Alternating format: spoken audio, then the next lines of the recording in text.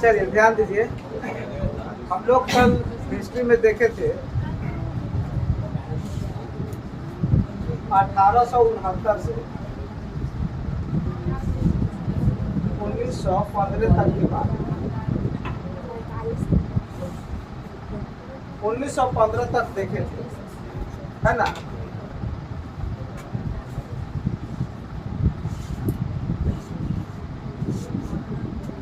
Heading था आपका गांधी युग, है ना।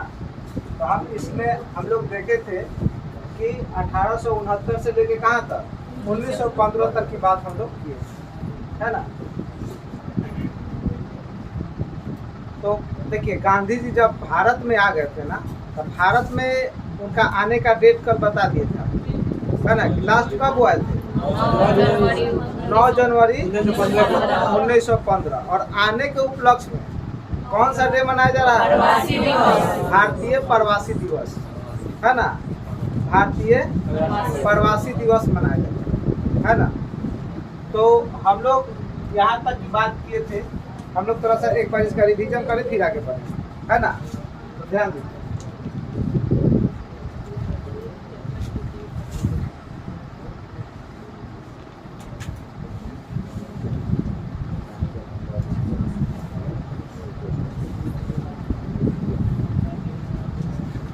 चलिए ध्यान दीजिए।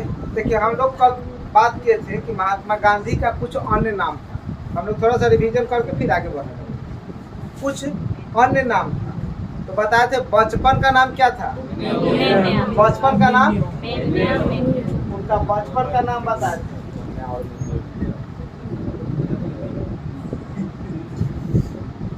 बचपन का नाम था मेन्यू या मोनिया, है ना। मेन्यू या मोनिया, इनको महात्मा गांधी को ये बचपन का नाम था। और उनके बाद उनका कुछ अन्य नाम भी कल समझाए थे, है ना। अन्य नाम कुछ समझाए थे, जिसमें हम लोग देखे थे कि उनका नाम था क्या? बापू। ये बापू क्या बोला था? जवाहरलाल नेहरू। अच्छा, उसके बाद हम लोग क्या देखे थे? राष्ट्रपिता। राष्ट्रपिता, राष्ट्रपिता क्या बोला? सुभाष चंद्र बोस। उसके बाद महात्मा, महात्मा क्या बोला? रविंद्रनाथ टैगोर। उसके बाद one man, boundary force, boundary force, है ना। ये भारत के पहले गवर्नर जनरल कौन थे? Lord Mountbatten. तो लॉर्ड माउंट बेटन ने उनको क्या बोला था? वन मैन बाउंड्री फोर्स, है ना। उसके बाद इनका क्या नाम पड़ा था? मलंग बाबा। मलंग बाबा, मलंग बाबा का मतलब समझाए थे? खून के पक्के आदमी, है ना। सब क्वेश्चन पीसीएस लेवल का है, समझ गए। जनरल एग्जामिनेशन में पूछता है। मलंग बाबा का मतलब कुछ नहीं समझता, तो मलंग बाबा का उपाधि इनको कौन दिया था? खान अब्दुल गफ्फार खान, है ना। खान अब्दुल गफ्फार खान इनको बोले थे मलंग बाबा। और खान अब्दुल गफ्फार खान का उपनाम क्या था? सीमांत गांधी। सीमांत गांधी, समझ गए। और वो कहाँ के नागरिक थे? पाकिस्तान के पहले विदेशी नागरिक हैं जिनको भारत रत्न दिया गया है। कौन? खान अब्दुल गफ्फार खान, है ना। पहले विदेशी नागरिक जिनको भारत रत्न दिया गया वो कौन है? खान अब्दुल गफ्फार खान, है ना। और वो पाकिस्तान के थे, तो उन्होंने ही इनको बोला था मलंग बाबा, है ना। मलंग बाबा का उपाधि कौन दिया था? खान अब्दुल गफ्फार खान। उसके बाद आपको समझाए थे कि इसमें कुछ उनका नाम जो था वो ये अन्य नाम तो दिया ही गया था। उसके बाद हम बोले थे कि हम लोग देखे थे कि गांधी जी का जन्म जो था 2 अक्टूबर 1869 ईस्वी गुजरात में, कहाँ, पोरबंदर में हुआ था। गुजरात के पोरबंदर में, है ना, गुजरात के पोरबंदर में इनका जन्म हुआ था। बताए थे इनके पिता का नाम था करमचंद गांधी। पिता का क्या नाम था? करमचंद गांधी। माता का पहले पत्नी वाला घींच लिया सब माता वाला है कि नहीं, याद रखिएगा ठीक से। और ये है माता का नाम क्या था? भैया। पत्नी का नाम था कस्तूरबा गांधी, है ना, पत्नी का नाम था कस्तूरबा गांधी। और देखिए इनकी पत्नी भी इनके आंदोलन में सहायक रहेगी। आगे हम लोग पढ़ेंगे जब भारत में वो आंदोलन करेंगे ना, तो उसमें पत्नी भी उनका साथ देगी, समझ गए। तब 2 अक्टूबर 1869 को इनके पिता करमचंद गांधी जो थे एक दीवान थे। क्या थे? दीवान थे। और उनके पास दीवानी थी, सत्ता की दीवानी थी, जिसमें सत्ता की दीवानी में क्या होता है? पैसा वसूलना, पैसा वसूलने का काम। तो जमींदारी प्रथा समझते हैं? जमींदारी प्रथा, जमींदारी प्रथा का मतलब क्या है? जमींदार किसको कहेंगे? जिसके पास बहुत खेत हो जमींदार है।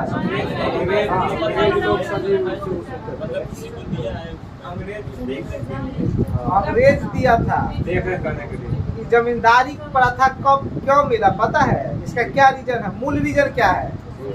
जमींदारी प्रथा का मूल रीजन है भाषा। मूल रीजन क्या है? भाषा। क्यों भाषा है? थोड़ा सा समझ लीजिए, 5 मिनट में समझ लीजिएगा। भाषा मूल रीजन क्यों रहा है, ये बात समझ लीजिए। भाषा मूल रीजन होने का क्या कारण है कि जब अंग्रेज ने भारत पर अधिकार किया, समझ लीजिए, भारत पर अधिकार किया जब अंग्रेज, तो भारतीय उस समय बहुत अशिक्षित थे, ना के बराबर पढ़े लिखे थे। जैसे हम लोगों के दादा का जो जनरेशन है, दादा, नाना, नानी, दादी, वो जो जनरेशन है उसमें 10% लोग पढ़े होते थे, है कि नहीं। अभी का जनरेशन क्या है? 70-80% पढ़ रहा है, लेकिन उस समय 10% लोग पढ़े लिखे थे। अब पढ़े लिखे होने के बाद भी आज भी हम लोग इंग्लिश कहाँ समझ पाते हैं? कोई इंग्लिश बोलता है तो पूरा समझ जाते हैं? नहीं समझ पाते हैं, बोल भी नहीं पाते हैं। और अंग्रेज जब भारत पर अधिकार कर लिया ना, तो इसको सबसे बड़ा दिक्कत हुआ भाषा का। उस समय भारत में मुख्य आय का जो श्रेय था, मुख्य जो आय था वो था टैक्स। मुख्य आय क्या था? टैक्स। और टैक्स वसूलना क्या था? जो खेत है उसका मलगुजारी, समझ गए, मलगुजारी वसूलाता था। आज भी देखते होंगे ना, रसीद कटवाता है लोग, तब बिहार सरकार उसका पैसा लेता था। पहले कौन लेता था? अंग्रेज लेता था। जब अंग्रेज ने भारत पर अधिकार किया तब बिना खर्च के, कुछ खर्च नहीं करने के बाद भी सबसे अच्छा आय किससे होता था? मलगुजारी से, टैक्स से, भूमि कर से आता था सबसे ज्यादा। तब भूमि कर वाला टैक्स वसूलने के लिए अंग्रेज जब लोगों के पास गांव-गांव जाके कहता था कि हाँ आपका इतना दिन का टैक्स बाकी है, आपके नाम पे इतना जमीन है, इसका टैक्स जमा कीजिए, तो लोग बात बुझेगा तब ना जमा करेगा, चाहे कुछ हो। लोग समझ ही नहीं रहा था, वो इंग्लिश में बोल रहा था, तो लोग ऐसे खाली ताक रहा था और मोबाइल देख रहा था। लोग को बातें नहीं समझ में आ रहा था, कुछ समझ रहा था। तनी मनी जो उस समय पढ़े लिखे थे वो लोग कुछ समझ रहे थे, लेकिन वो समझ के सभी को तो समझा नहीं सकते, वो अपना टैक्स दे सकते हैं। अब गांव-गांव घूम के थोड़ी ना समझाएंगे। तो अंग्रेज को टैक्स वसूलने में काफी दिक्कत आ रहा था, काफी परेशानी हो रहा था। और परेशानी से बचने के लिए अंग्रेज ने क्या किया कि हर 2-4-10 गांव में जो सबसे स्ट्रॉन्ग था, समझ गए, जो सबसे स्ट्रॉन्ग था, जिसका बात सब लोग माने। आज भी होता है ना, जो गांव में फलना का घर बड़ा नामी है, फलना बड़ा पैसा वाला है, वो बात कहता था, गांव भर लोग मान लेता। आज भी ऐसा होता है कि नहीं होता है? तो उस समय भी ऐसा होता था कि गांव में 2-4-10 गांव में जो सबसे दबंग था उसको कहा कि आज तुम टैक्स हमको वसूल के दो, जितना टैक्स वसूलोगे उसका 70% हम लेंगे, 30% तुम ले लेना। और टैक्स वसूलने में उसको कोई भीड़ नहीं था, वो तो जाएगा जब इतना दिन का बाकी है दे दीजिए, नहीं दीजिएगा तो बरियार है, गाँव के आपको जाना बढ़िया से दवाइयों पड़ेगा, है कि नहीं।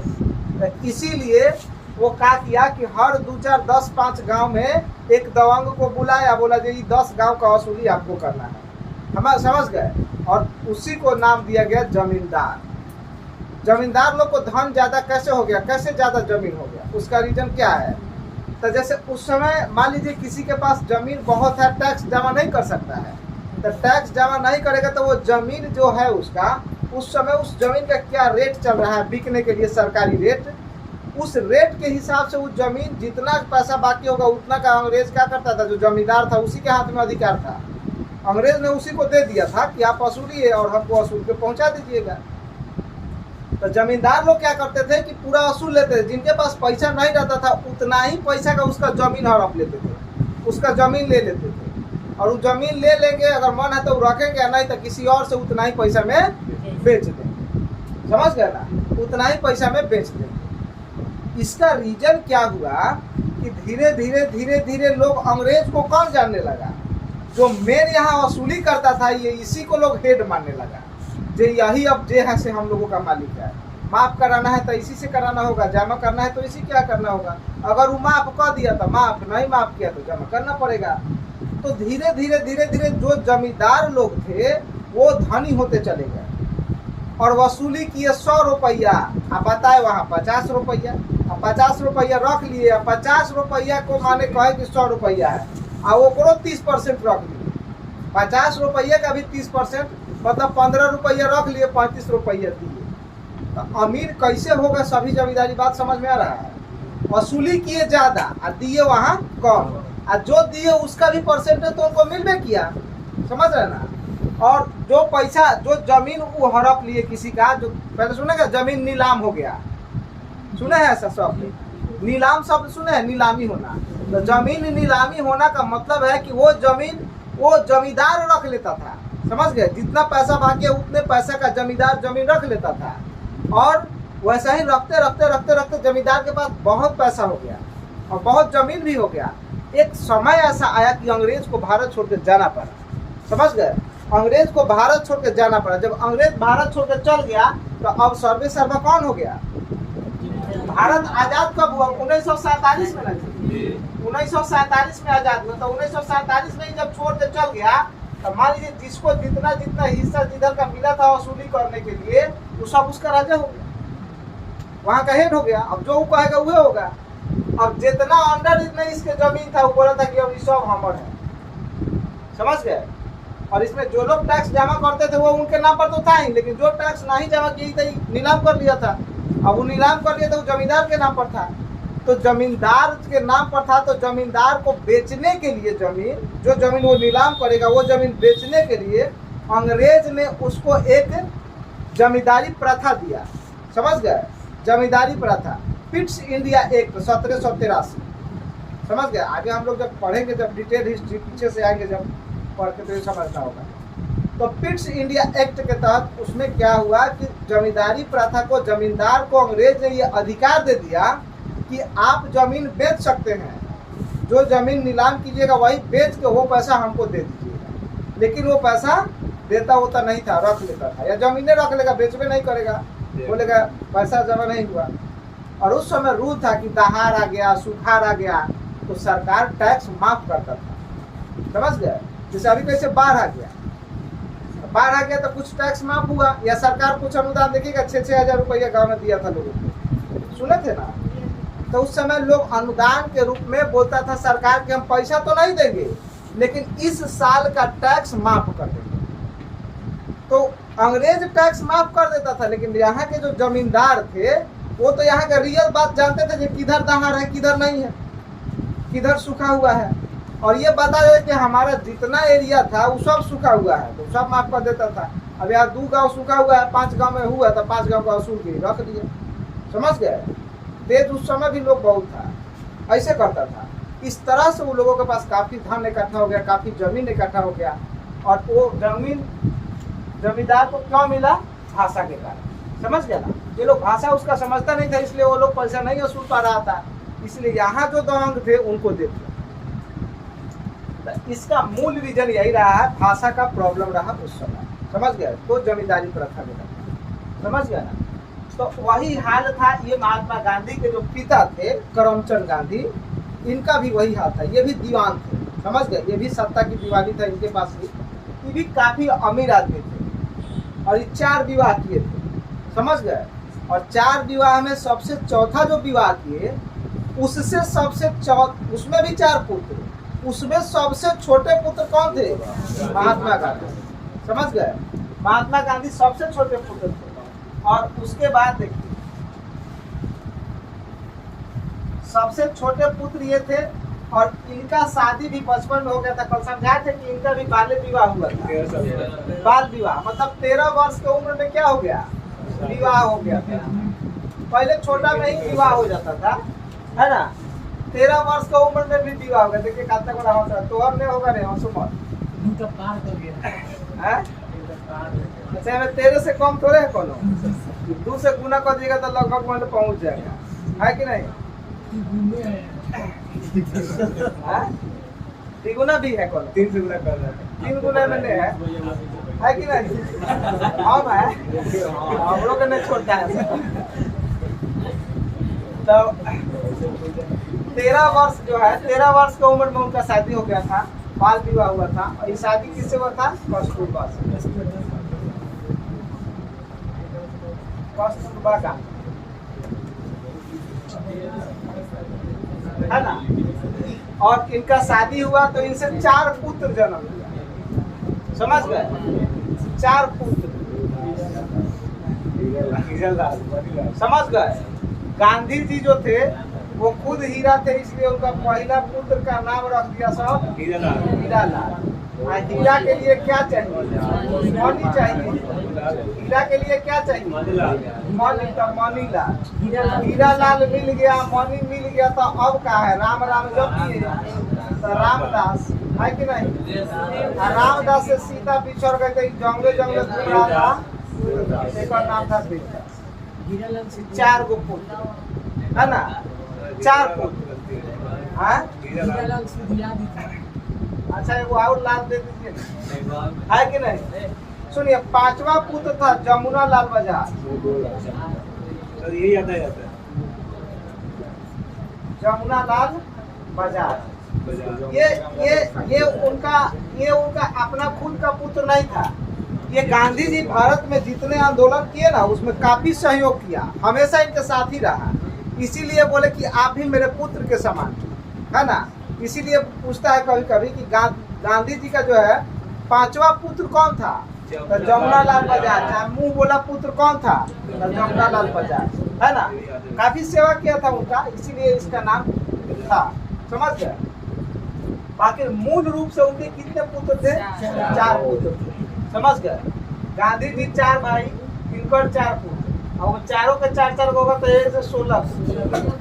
चलिए अब नहीं कमाएंगे, है ना। तो इससे जनसंख्या, पहले तो जनसंख्या काफी कम था ना। जब भारत आजाद हुआ उस समय भारत की जनसंख्या लगभग 70 करोड़ के आसपास था, समझ गए। 1947 के आसपास लगभग भारत की जनसंख्या 70 करोड़ था। और बताइए अभी कितना है? अरे 140 पहुंचने वाला है, मोटा मोटा 135, समझ गए। दोगुनी होने वाला है, समझ गए। 2050 तक भारत का योजना है जो चीन को पीछे कर दे, है ना। जनसंख्या में, पढ़ाई लिखाई में नहीं, खाली जनसंख्या में, समझ गए। तो हीरा लाल याद कैसे रखना है? गांधी जी खुद हीरा थे, इसलिए उनका बड़का पुत्र का नाम क्या था? हीरा लाल, है ना। अच्छा हीरा खरीदने के क्या चाहिए? मनी। मनी मतलब पैसा। तो हीरा के लिए क्या चाहिए? मनी। तो हीरा लाल, मनी लाल, मनी लाल, हीरा लाल। हीरा मनी जब दोनों मिल गया तो अब क्या जीवन में कुछ बचा नहीं। तो राम राम जब पिए तो रामदास, और रामदास से सीता बिछड़ गई तो देखे थे रामायण में कैसे घूम रहे थे, वो बन गए देवदास। तो 4 पुत्र था, समझ गए। ये 4 पुत्र। उसके बाद बोले कि गांधी जी कहाँ चल गए? लंदन। कहाँ चल गए? लंदन, वकालत करने के लिए। किसके लिए गए थे? वकालत के लिए। इसी को बोलते हैं बैरिस्टर। गाँव में ना बोलता है पढ़ के बैरिस्टर बनते, सुने ना गाँव में, वही बात है। मैंने वकील बनिएगा, अब पता है गाँव में कलेक्टर बन गया, है कि नहीं। मान लीजिए कहीं गए हैं शादी में, कहीं रिलेशन में, आप बोलेगा जो 2 दिन और रह जाइए तो खाली आप कह दीजिए कोचिंग छूट रहा है, पढ़ाई छूट रहा है, आतना दिन में पढ़ के नहीं कुछ करते तो 2 दिन में कलेक्टर का बन गए, होता है कि नहीं? हाँ। तो अब ही कलेक्टर का क्रेज बहुत है, इसीलिए कलेक्टर बोलता है। वो घड़ी बैरिस्टर वकालत का क्रेज बहुत था, तो उस समय लोग बोलता था जो बैरिस्टर बन, समझ गए? तो वकालत करने के लिए ये कहाँ चले गए थे? लंदन, समझ गए? लंदन से लौटे तो पहला वकालत काम शुरू कहाँ किए? अहमदाबाद, गुजरात में। अहमदाबाद, गुजरात में ना? अहमदाबाद, अहमदाबाद कब आए थे? पढ़ के आए थे लगभग 23 साल में, 23 साल में, 21 साल में चल आए थे, लगभग 21-22 साल है ना। 93 में साउथ अफ्रीका गए, समझ गए? 93 में साउथ अफ्रीका गए, समझ गए? अरे वो 89 के लास्ट में लगभग 90 के आसपास गए थे, समझ गए? वो 90 में गए थे और 92 में वापस आ गए, है ना, मोटा मोटी। लेकिन कहीं कहीं 89 में देता है, 89 में गए, 91 में आए, 2 साल यहाँ प्रैक्टिस किए, लगभग कुछ दिन 6 माह तक प्रैक्टिस किए, कहाँ? अहमदाबाद में, समझ गए? उसके बाद वो मुंबई चले गए, मुंबई गए तो मुंबई लगभग 1.5 साल, 2 साल प्रैक्टिस किए, क्योंकि अहमदाबाद में उनका वकालत नहीं चला, समझ गए? कोई उनसे कैसे नहीं दे रहा था, वकालत उनका चला नहीं अहमदाबाद में, तो वो चले गए कहाँ? मुंबई। मुंबई कुछ दिन वकालत किए, तब तक एक गुजरात का व्यापारी था जो वहाँ साउथ अफ्रीका में रहता था, और साउथ अफ्रीका में रहता था तो उसको एक केस था साउथ अफ्रीका में, तो वो बोला कि हमको बढ़िया वकील चाहिए जो बहुत अच्छा पढ़ा हो। देखा कि गांधी जी लंदन से पढ़ के आए हैं, इससे बढ़िया कौन है? बढ़िया पढ़ के आया होगा। ऐसा हूँ कहेगा जो पारसा में कौन डॉक्टर बैठ रहा है जो यूक्रेन से पढ़ के आया, देखिएगा ना, सब लोग वहीं जाएगा। अरे वो कहाँ जाता है उसे मतलब नहीं है, कहाँ का प्रोडक्ट है तो यूक्रेन है कि नहीं? इसीलिए वहाँ लोग उनको ज़्यादा वैल्यू दिया, और गांधी जी को बोला कि हमारा एक केस है, चलिए लड़ लेते। इनको लगा कि यहीं लड़ना होगा, तो वो बोला जो नहीं, साउथ अफ्रीका में चलना है। साउथ अफ्रीका में लेके गया इनको, समझ गए? बोला जो पैसा मांगिएगा वो हम देंगे, ये चलेगा साउथ अफ्रीका। देखिए ही जन्म भारत में, पढ़ाई लंदन में, और नौकरी छोट मोट आदमी ने है, इंटरनेशनल खेला भी, समझ गए? तो ये साउथ अफ्रीका चले गए, और साउथ अफ्रीका में आपको कल समझाए थे कि साउथ अफ्रीका में जैसे ही जाए तो साउथ अफ्रीका में क्या चलता है? रंग भेद की नीति। कौन चलता है? रंग भेद, समझ गया ना? रंग भेद चलता है साउथ अफ्रीका में, चलता है रंग भेद। और रंग भेद में किसका? काला और गोरा का, है ना? काला और गोरा का, ये दोनों में चलता है वहाँ विरोध। बताए थे ना कि पुलिस में नौकरी करने वाले आदमी दोनों, अगर बिहार पुलिस है, गोरा है तो 50,000, करिया है तो 10,000 महीना मिलेगा, है ना? इसीलिए अब बताइए, सेम ड्यूटी आप भी कीजिए, सेम ड्यूटी वो करे, खाली आप करिया है तो आपको 10,000 महीना मिलेगा, वो गोर है तो 50,000। नहीं, इंसाफी है कि नहीं? तो इसीलिए प्रधानमंत्री बन नहीं चेंज होगा, वहाँ करिया का बन नहीं देगा, वहाँ तो करिया को नीचे रखा है। काला बताए थे कल कि काला आदमी साउथ अफ्रीका में सुबह 6 बजे निकलेगा या शाम के 6 बजे तक चलेगा, रात में घूमना अलाउ नहीं है, समझ गए? रात में वो सब नहीं घूमने देता है। क्यों? अभी भी वहाँ रंग भेद है, समझ गए ना? अभी भी साउथ अफ्रीका में रंग भेद है, समझ गए? आज भी है वहाँ। तो रंग भेद के कारण इनको एक घटना हो गया, इस ट्रेन में चढ़ गया, गोरखा बोगिया वाला में बैठ गया, समझ गए? वहाँ ट्रेन पर लिखा रहता है गोरा के लिए बोगी, काला के लिए बोगी। हम लोग कैसे लिखा रहता है? दिव्यांग के लिए, विकलांग काला, ओनली महिला के लिए लिखा रहता है, ओनली इंडियन आर्मी के लिए बोगी पर लिखा रहता है। वैसा ही वहाँ लिखा रहता है ओनली गोरा के लिए, ओनली काला के लिए, समझ गए? तो गोरा वाला तो एसी बोगी था, है ना? एसी बोगी में फर्स्ट क्लास टिकट लेके अपना एसी का जाके बैठ गए। सब बतिया रहा था जी गोरखा में करियक्का कैसे बैठ गया, समझ गए? इनसे पूछा जी आप इसमें कैसे बैठे हैं? तो पैसे का बैठे, टिकट लेके बैठे हैं। टिकट लेके फाड़ दिया, और उसके बाद क्या किया? गर्दनिया पासपोर्ट लगा के ट्रेन में से फेंक दिया। अब जानते हैं ना कहाँ फेंका था, कहाँ जा रहे थे? डरबन। कहाँ जा रहे थे? डरबन। डरबन जा रहे थे। अब जो स्टेशन पर फेंका उसका नाम था मारस पीटर्सबर्ग।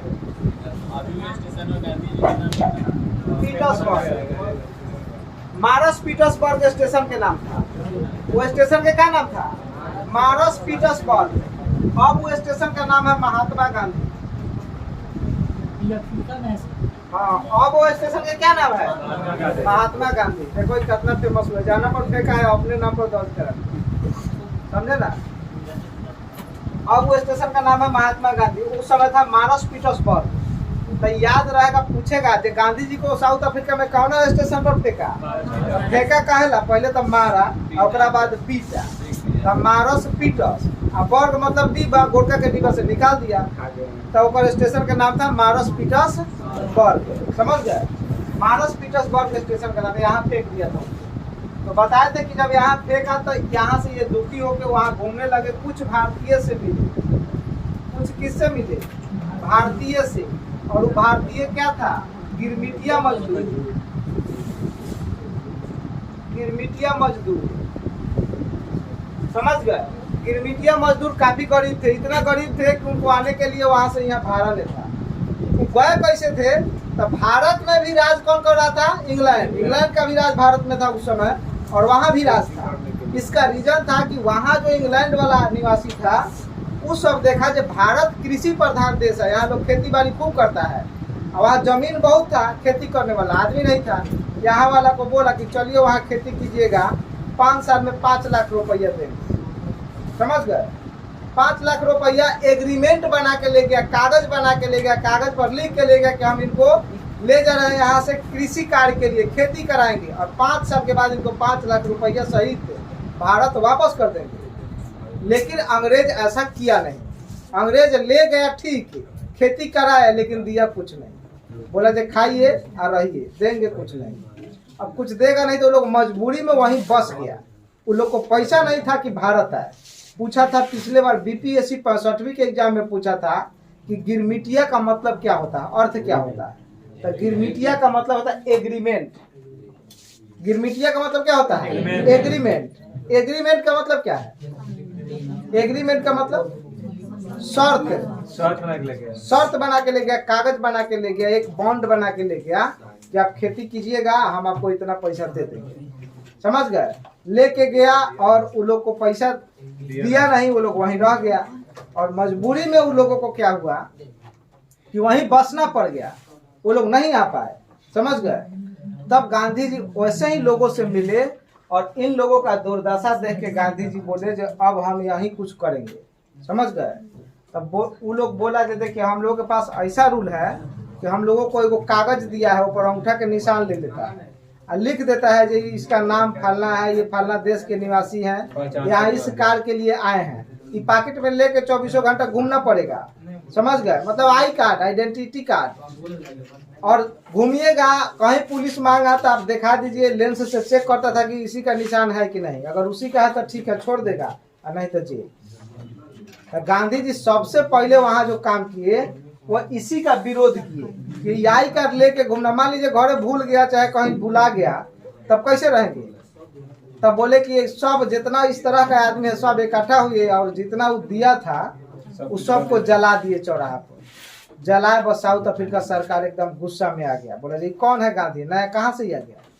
और इतना हम लोगों का रूल इतना दिन से बनाया हुआ चल रहा था, 2 दिन में आया जला दिया। सबको जितना था सबको उठाया, सबको सरकारी ससुराल। समझ गए?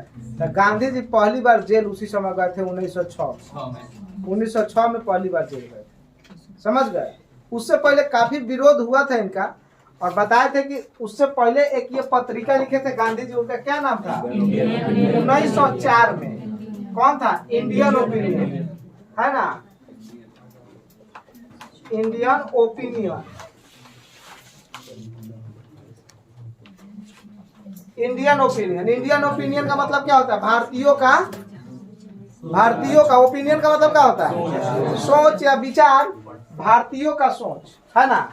तो इसी के लिए वो बनाए थे इंडियन ओपिनियन। तो पूछेगा आपसे कि इंडियन ओपिनियन पत्रिका किसने शुरू किया, किसने लिखा? महात्मा गांधी। कहाँ लिखे थे? साउथ अफ्रीका में। गांधी जी पहली बार अहिंसा का प्रयोग कहाँ किए? यही किए थे, साउथ अफ्रीका में। समझ गए? सबसे पहले यही किए थे। और उसके बाद बोले थे कि गांधी जी एक आश्रम बनाए थे। वो आश्रम का क्या नाम था? आश्रम का क्या नाम था? फिनिक्स आश्रम, है ना? फिनिक्स आश्रम, है ना? फिनिक्स आश्रम। तो फिनिक्स आश्रम भी पूछेगा। अब सुनिए, एक और बहुत अच्छा सवाल है जो यूपीएससी बीपीएससी दरोगा लेवल के एग्जाम में पूछता है, जनरल एग्जाम में नहीं पूछेगा। गांधी जी किसके विचार से सहमत नहीं थे?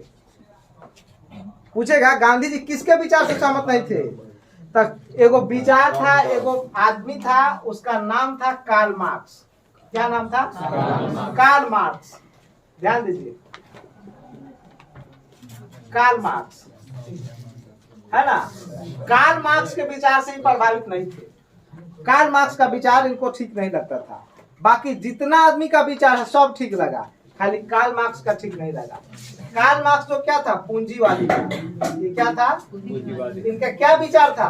पूंजीवादी। विश्व इतिहास अगर पढ़े होंगे तो मालूम होगा, पूंजीवादी विचारवाद थे। इनका कहना था कि जितने गरीब लोग हैं, जितने गरीब लोग हैं, जैसे कैसे गांधी जी को निकाल के फेंक दिया डिब्बा से, तो ये अन्याय है, ये अन्याय है। कार्ल मार्क्स कहता था कि अगर भारत में ट्रेन चला, चाहे किसी भी देश में ट्रेन चल रहा है, तो उसका निर्माण लोहा से हुआ है। और वो लोहा कहाँ से आया है? खान से आया है। जमीन के अंदर से आता है खान। और जमीन के अंदर से जो लोहा निकालता है, वो निकालने का काम मजदूर करता है, ना कि बड़े लोग करते हैं। कौन नहीं करता है? मजदूर करता है। तो क्या मजदूर का उस पर हक नहीं है बैठने का? मजदूर भी बैठेगा। और जब मजदूर जब इस चीज को निकाल के, सबसे ज्यादा योगदान मजदूर का है बनवाने में, और मजदूर को ही नहीं बैठने दिया जा रहा है, ये तो अन्याय है। उसका हिस्सा है इसमें। और वही कार्ल मार्क्स बोला कि अगर आप एक हो जाएंगे, विश्व के मजदूर एक हो जाए। उसका नारा था कार्ल मार्क्स का, विश्व के मजदूर एक हो। समझ गए? उसका नारा था। विश्व इतिहास पढ़े होंगे तो मालूम होगा। और पूंजीवाद के कारण कार्ल मार्क्स कहता था कि पूरे विश्व में जितने मजदूर हैं, वो सब अगर एक हो जाए तो जितना सुविधा गरीब को मिलता है, अमीर को मिलता है, वो सारा सुविधा गरीब को भी मिलने लगेगा। अगर नहीं देता है तो मारो, पीटो, छीनो, क्योंकि वो हमारा हक है। अगर हम ट्रेन का बनवाने में सहयोग किए हैं तो हमें भी ट्रेन में बराबर दर्जा मिलना चाहिए। ऐसा नहीं जो अमीर वाला बैठल है तो ओकर गद्दी इतना मोट, एसी वाला बैठे तो एक बीता धंस जाए, उठे तो है कि नहीं?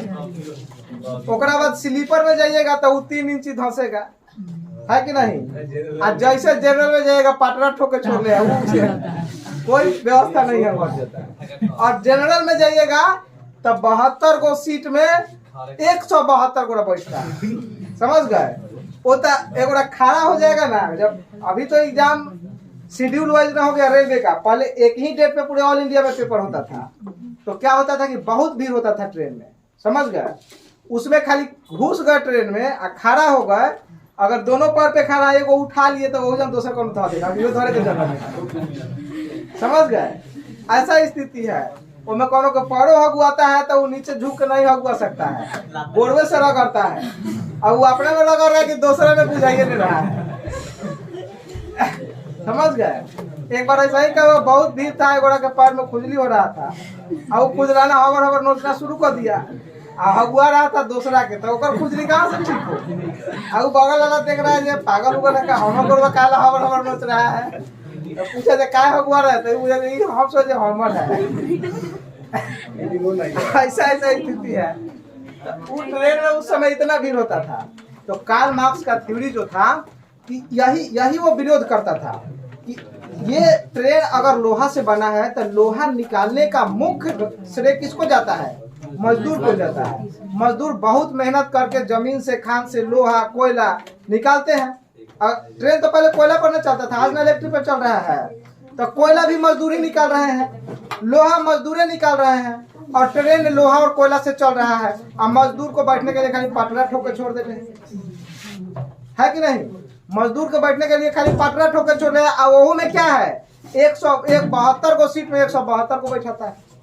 अमीर वाला का है कि एगो बड़ा सीट है 6 बाई 2 फीट, एक बड़ा उस पर अकेले सोता है, ऊपर गद्दा लगा हुआ है, एसी में चल गया तो और मोटा गद्दा लगा हुआ और अच्छा व्यवस्था है। तो इसी का विरोध करता था कार्ल मार्क्स। कार्ल मार्क्स का मुख्य सिद्धांत था पूंजीवाद। तब गांधी जी कहते थे कि आप जो कहते हैं ठीक है, ये हम मानते हैं, लेकिन ये जो कहते हैं जो एसी वाला में जितना चढ़ के बैठल है वो सबके बाहरी निकालिए, आप बैठिए, नहीं बैठने देता है तब मारिए, छीनिए। समझ गए? ये बोला था कार्ल मार्क्स कि ये स्थिति मतलब रहेगा तो जितने अमीर लोग हैं वो गरीब को भी सभी जगह सहायता करेंगे।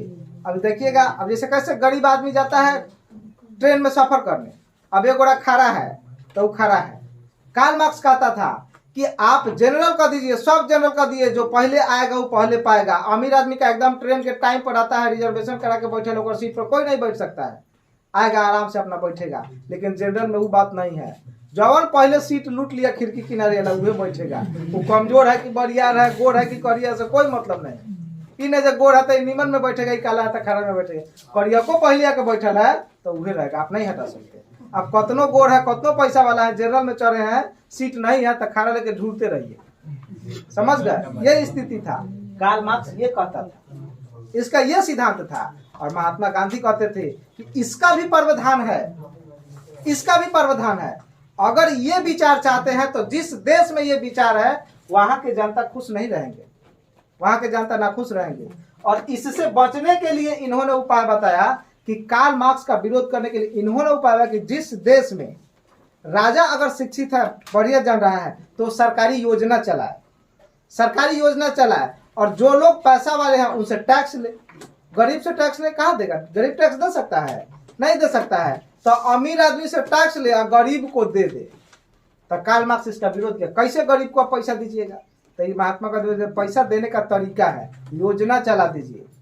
अब कैसे है कि आप सर्विस टैक्स, सेवा कर, जिसके पास बहुत पैसा है उससे ले लिए, साल में 1 लाख रुपया, 2 लाख रुपया, 2,50,000 रुपया, एक साल में इतना एक आदमी का टैक्स सेवा कर से आ रहा है। अगर बहुत पैसा कमा रहा है, मान लिया एक आदमी से आ रहा है 1,20,000 रुपया टैक्स एक साल का, तो वो अमीर से लिया है। अब क्या करना है? योजना चला दीजिए। कौन योजना? प्रधानमंत्री आवास योजना, इंदिरा आवास योजना। इंदिरा आवास सुनते हैं ना? इंदिरा सहायक योजना, अभी घर बनाने के लिए चलता है ना इंदिरा आवास। इंदिरा आवास चलाइए, गरीब आदमी का नाम चुन के उसमें डाल दीजिए, और उधर से सुई लगा के अमीर का खून खींच लीजिए और गरीब में सुई दे दीजिए, है कि नहीं? मतलब उधर से अमीर आदमी से 1 लाख खींचिए, और इसको क्या कीजिए कि 1,20,000 रुपया इंदिरा आवास सहायक के रूप में दे दीजिए, योजना के थ्रू। इसका कोई विरोध नहीं करेगा, इसका कोई विरोध नहीं करेगा। लेकिन ये कब है? जब लोग शिक्षित है तब। समझ गए ना? लेकिन इसमें भी आज ये योजना चलता है, इसका फायदा भी लोगों को मिलता है, लेकिन गड़बड़ी बहुत है। जो एक्चुअल में इसका लाभार्थी है उसको मिलता ही नहीं है, जो इसका लाभार्थी नहीं है उसको मिल जाता है। प्रधानमंत्री आवास योजना, हाँ, तब मोदी जी आए है ना, सब योजना मोदी के नाम पर चलेगा। समझ गए? चल जाएंगे तो योगी के नाम पर चलेगा। समझ गए ना? तो कार्ल मार्क्स से क्यों ये प्रभावित थे, क्यों इनका विचार नहीं मानते थे, ये बात समझ में आ रहा है? कार्ल मार्क्स का बात क्यों नहीं मानते थे? यही रीजन था। और कार्ल मार्क्स कहता था जब विश्व के मजदूर एक हो जाओ, अगर तुम एक हो जाओगे तो जितना गद्दी वाला सीट है वहाँ बैठने का मौका हम देंगे, हम तुम्हारे साथ। इसीलिए ये कार्ल मार्क्स का विरोध किए थे। कार्ल मार्क्स के विचार से प्रभावित नहीं थे, बाकी सबके विचार ही मानेंगे, लेकिन किसका नहीं मानेंगे? कार्ल मार्क्स का नहीं मानेंगे। समझ गए ना? कार्ल मार्क्स का विचार क्यों नहीं मान रहे, ये बात तो समझ में आ गया होगा। समझ गए ना? तो हम लोग इतना कल देखे थे और आपको बताए थे कि ये वहाँ कितने साल की उम्र में गए थे? 24 साल की उम्र में गए थे। समझ गए? 24 वर्ष की उम्र में ये कहाँ गए थे? South Africa. समझ गए? तब बताइए, इनका जन्म हुआ था 1869 में, 24 साल में गए 1893। माने ये पूछेगा जो साउथ अफ्रीका कब गए? 1893 में ही गए थे। समझ गए? ये गए कब? 1893 में। और वहाँ गए तो ये क्या किए? पत्रिका बोलिए, इंडियन ओपिनियन, एक और पत्रिका 1909, यंग इंडिया, यंग इंडिया भी पत्रिका था, समझ गए। दो गो वहाँ शुरू किए। आश्रम कौन बनाए? किसके विचार से प्रभावित नहीं हुआ? Karl Marx. इतना साउथ अफ्रीका में घटना है, समझ गए। इतना घटना कहाँ है? साउथ अफ्रीका में। उसके बाद यहाँ से ये वापस आ गए 9 जनवरी 1915। 9 जनवरी 1915 को ये वापस आ गए और वापस आके एक वर्ष पूरे भारत का, समझ गए, पूरे भारत का भ्रमण किए। पूरे भारत का भ्रमण किए। एक वर्ष पूरा भारत में घूमे थे, समझ गए। उसके बाद इन्होंने भी राजनीति पार्टी ज्वाइन किया और राजनीति पार्टी ज्वाइन किया कांग्रेस, समझ गए। और कांग्रेस का पहली बार इसने कांग्रेस के साथ भाग लिया सन 1916 लखनऊ अधिवेशन में। किस अधिवेशन में? लखनऊ अधिवेशन में सन 1916 में, समझ गए। गांधी जी ने पहली बार भाग लिया और 1916 में ये अंग्रेज चूंकि इनका बात काफी वहां मान गया था, समझ गए। एग्रीमेंट जला दिए थे। आपको एक और बात कल समझाए थे कि अंग्रेज ने वहां एक बार नियम लगा दिया कि जितने लोग का शादी चर्च में हुआ है, मस्जिद में हुआ है, वो जायज है। जना के कागज है वो जायज है, जना के कागज नहीं है वो नाजायज है ना। अब बताइए हिंदू का शादी होगा तो कागज रहेगा, इसमें थोड़ा लिखाता है कि हाँ इतना पैसा दिया जा रहा है, इतना गहना दिया जा रहा है, फल्ला के पुत्र फल्ला के पुत्री का इस दिनांक को इतना लोगों के सामने शादी हो रहा है। ओकरा बाद 10 आदमियों पर गवाह का साइन रहता है। तो गांधी जी कहते थे जो ये शादी नहीं है, ये एग्रीमेंट है। क्या है? एग्रीमेंट है। शादी तो हम लोगों वाला है, हिंदू वाला, एकदम विधिवत शादी जो होता था 3-7 फेरा मारना है। एक फेरा में कई डिग्री? 360 डिग्री, है ना। अकिन को साक्षी मान के विधिवत शादी जो होता है एक फेरा में कितना होता है? 360 डिग्री। 7 फेरा मारना है। 7 फेरा तो कल समझाते का है कि 7 से नहीं कटता है, बाकी सब से कटेगा। 1 से 2 से 3 से 4 से 5 से 6 से सब से कटेगा, 7 से नहीं कटेगा। यही ना 7 फेरा, समझ गए। 7 फेरा इसी के लिए ना, और कोनो कारण है? माने 8 फेरा वाला शादी है। 8 फेरा वाला शादी कहाँ होता है रे? एक पहले कराया जाए।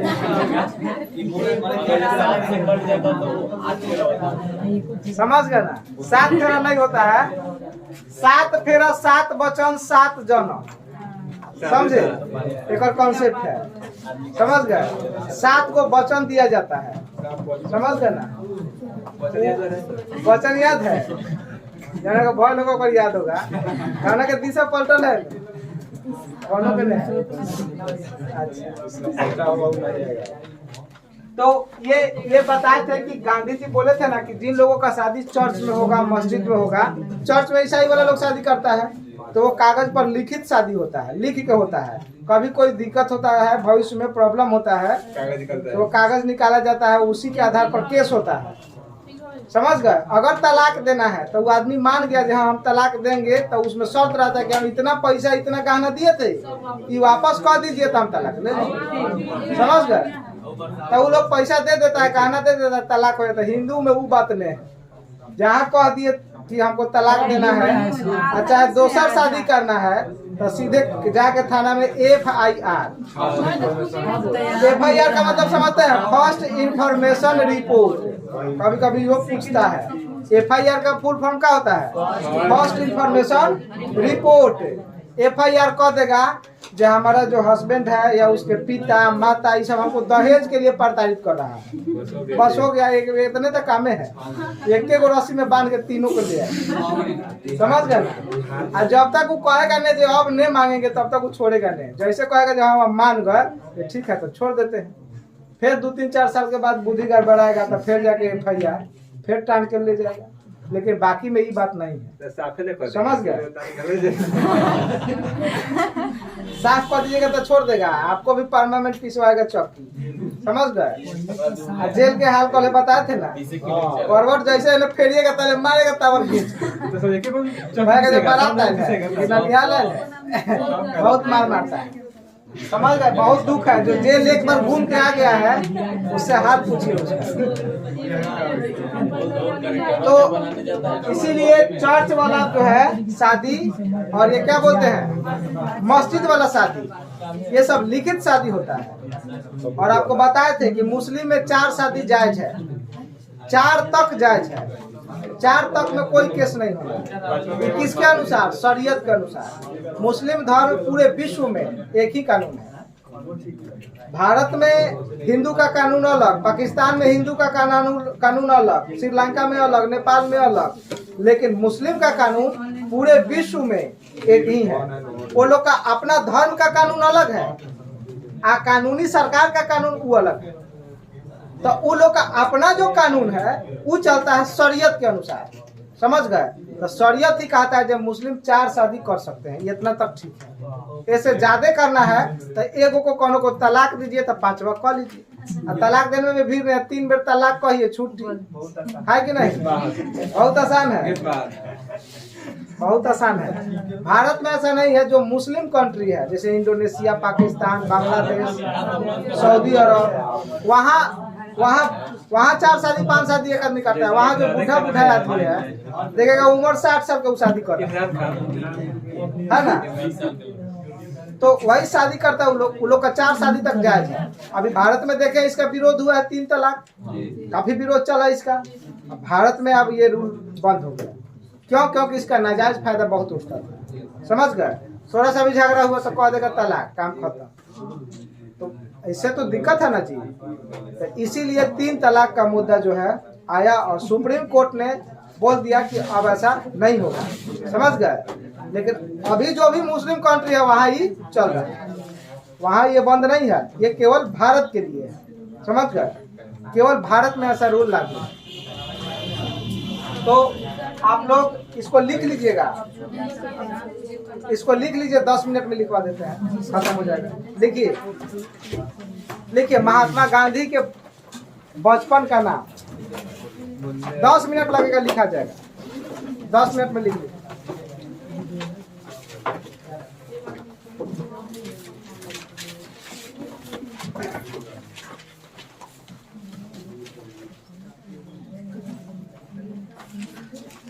देखिए, महात्मा गांधी के बचपन का नाम मेन्यो या मोन्या था। मेन्यो या मोन्या था।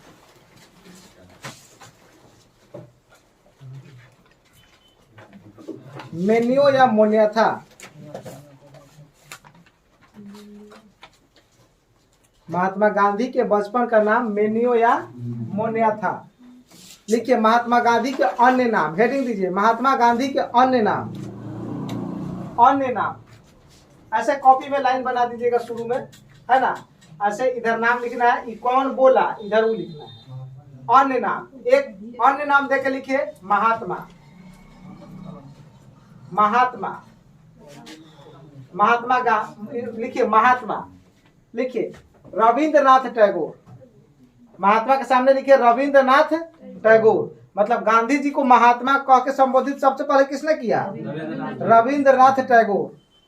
तो लिखिए महात्मा रविंद्रनाथ टैगोर, है ना, रविंद्रनाथ टैगोर। आगे लिखिए बापू, पंडित जवाहरलाल नेहरू, है ना, पंडित जवाहरलाल नेहरू। यहाँ लिखना है बापू, है ना, यहाँ नेहरू जी, नेहरू जी, है ना। उसके बाद लिखिए राष्ट्रपिता।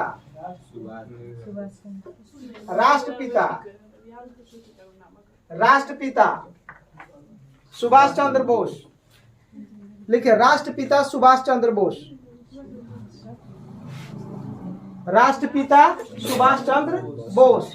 उसके नीचे लिखिए अर्धनंगा फकीर। अर्धनंगा फकीर विंस्टन चर्चिल। अर्धनंगा फकीर, अर्धनंगा फकीर। इसके सामने लिखिए विंस्टन चर्चिल। मतलब अर्धनंगा फकीर कौन बोला? Winston Churchill. Winston Churchill. उसके बाद नीचे लिखिए 1 मैन बाउंड्री फोर्स या army force. One man boundary force Lord Mountbatten, one man boundary force Lord Mountbatten, one man boundary force Lord Mountbatten. उसके नीचे लिखिए मलंग बाबा, मलंग बाबा खान अब्दुल गफ्फार खान, खान अब्दुल गफ्फार खान। मलंग बाबा का उपाधि कौन दिया था?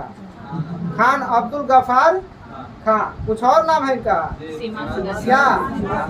सीमांत गांधी। खान अब्दुल गफ्फार खान का कुछ और नाम क्या है? सीमांत गांधी। इन्होंने एक संघ का स्थापना किया था, लाल कुर्ती, लाल कुर्ती।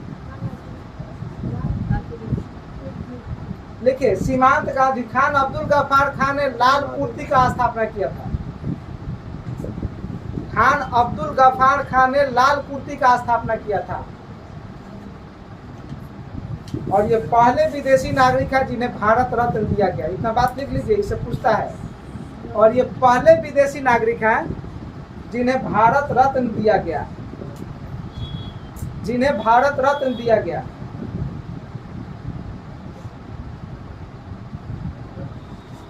जिन्हें भारत रत्न दिया गया। चलिए अब आगे लिखिए महात्मा गांधी का जन्म। लिखिए महात्मा गांधी का जन्म, पैराग्राफ चेंज कर दीजिए और लिखिए महात्मा गांधी का जन्म 2 अक्टूबर 1869 गुजरात के पोरबंदर में हुआ। 2 अक्टूबर 1869 गुजरात के पोरबंदर में हुआ। इनके पिता का नाम करमचंद गांधी, पिता का नाम करमचंद गांधी, माता क्या होगा? पुतलीबाई, माता पुतलीबाई, माता पुतलीबाई। पत्नी कस्तूरबा गांधी, पत्नी कस्तूरबा गांधी, पत्नी कस्तूरबा गांधी। लिखिए इनके 4 पुत्र, इनके 4 पुत्र क्रमशः, इनके 4 पुत्र क्रमशः हीरालाल, मणिलाल, हीरालाल, मणिलाल। बोलिए, छोड़िए ना, लिखवा रहे, लिखिए हीरालाल, मणिलाल,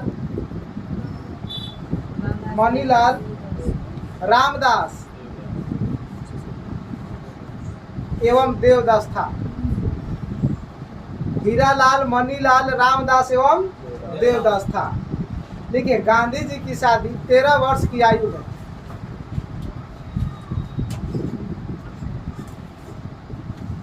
अच्छा पहले शादी हुआ था ना जी, बाल्य विवाह हो गया था। देखिए गांधी जी का शादी 13 वर्ष के उम्र में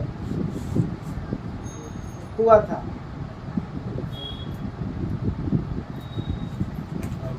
देखिए इन्होंने लंदन जाकर बैरिस्टर की पढ़ाई की, इन्होंने लंदन जाकर बैरिस्टर की पढ़ाई की।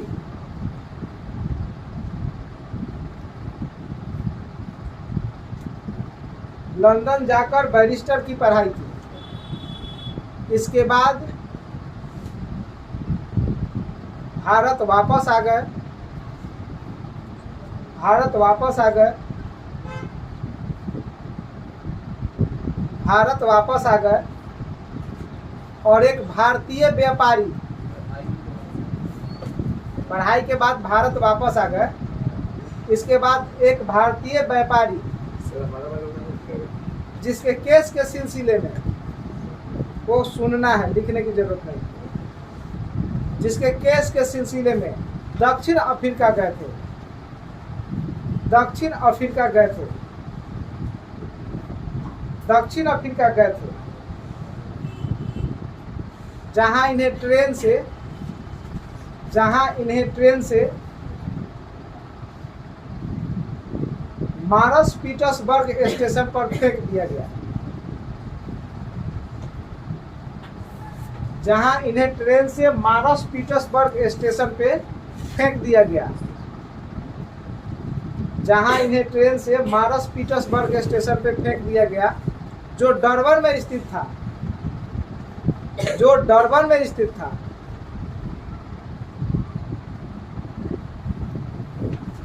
जो डरबन में स्थित था। देखिए, महात्मा गांधी ने पहली बार अहिंसा का प्रयोग दक्षिण अफ्रीका में किए थे। महात्मा गांधी ने पहली बार अहिंसा का प्रयोग दक्षिण अफ्रीका में किए थे।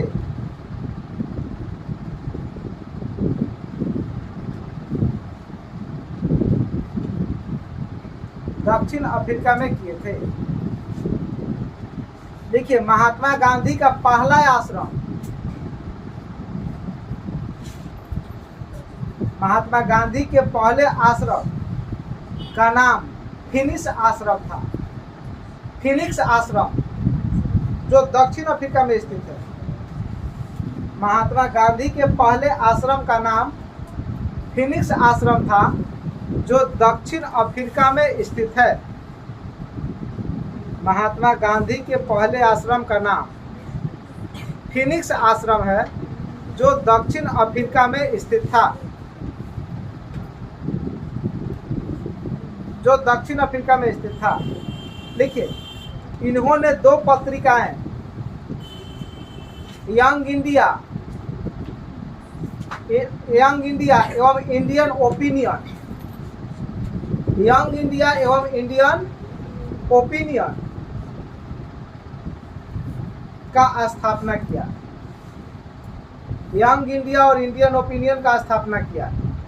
कब कब किया हो तो मालूम है? Young India 1909, young India 1909, Indian opinion 1904। मैंने नाम पहले बोल दिए तो डेटो पहले सोच ध्यान देना है। इन्हें जब परीक्षा में पूछ दे इंडियन ओपिनियन कब, तो मार के चलिए 1904। 1904 इंडियन ओपिनियन था, यंग इंडिया 1909, है ना। लिखिए,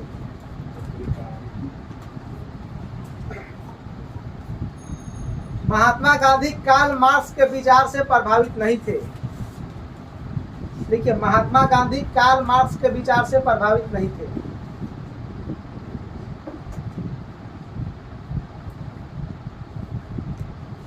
महात्मा गांधी कार्ल मार्क्स के विचार से प्रभावित नहीं थे।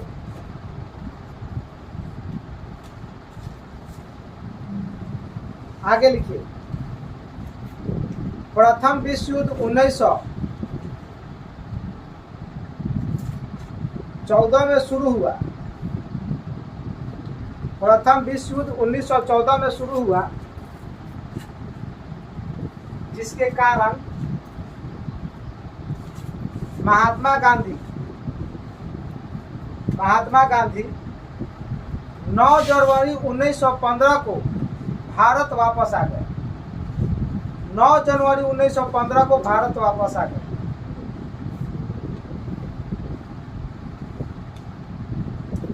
जनवरी 1915 को भारत वापस आ गए। इसी के उपलक्ष्य में भारतीय प्रवासी दिवस मनाया जाता है। इसी के उपलक्ष्य में भारतीय प्रवासी दिवस मनाया जाता है। इसी के उपलक्ष्य में भारतीय प्रवासी दिवस मनाया जाता है।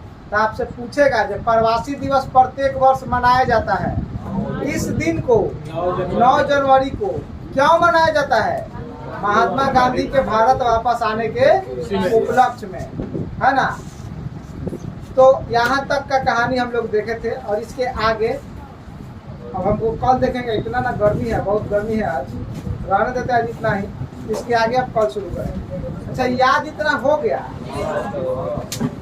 याद रहेगा इतना। देखिए, बार बार रटने की जरूरत नहीं पड़ेगी, समझ गए।